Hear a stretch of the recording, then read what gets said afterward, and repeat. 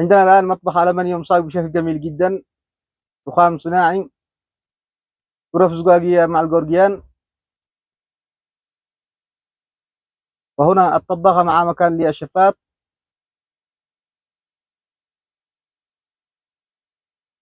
وهنا الحوض.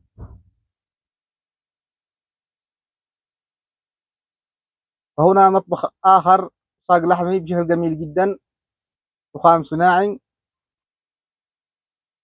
طباخة مع الشفاط. وهنا مطبخ آخر صاج أخضر بشكل جميل جدا، مطعم باللون الأبيض، رخام صناعي، أدراج سحابات.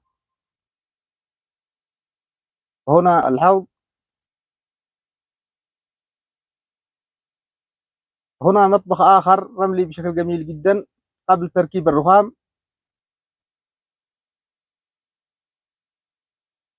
مطبخ ألمنيوم صاج رملي بشكل جميل جدا.